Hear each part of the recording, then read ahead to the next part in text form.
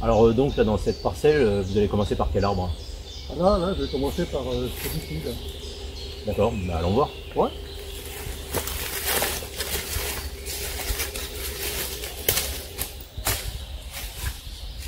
Et alors pour cet arbre, qu'est-ce que vous allez utiliser comme technique? Là, sur un arbre de petit diamètre hein, comme celui-ci, on va faire un abattage simple. Il n'y a pas de danger, hein. Il n'est pas très gros.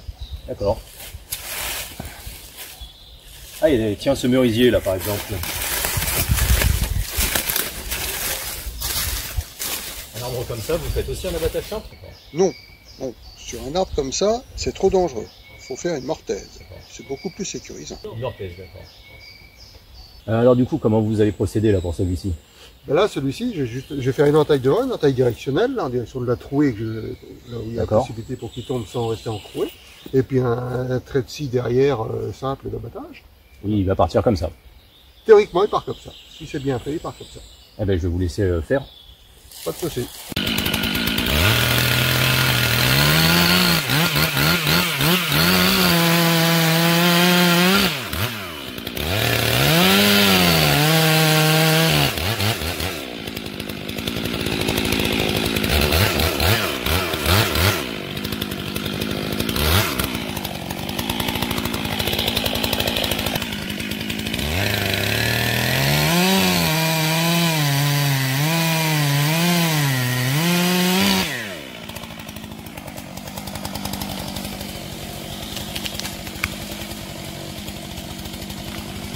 Afin d'avoir un langage commun, nous allons indiquer les différentes parties d'une souche d'abattage. Ici, nous voyons l'entaille de direction de chute. Pour la réaliser, nous commencerons par le plafond, puis l'objectif sera de faire un trait horizontal, appelé plancher, qui doit rejoindre parfaitement ce plafond.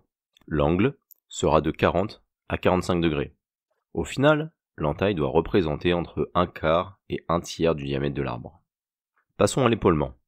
Celui-ci représente une marche d'escalier qui sert de bascule à l'arbre et qui dans certains cas l'empêche de reculer. Il doit mesurer au maximum 1/10 du diamètre du bois battu.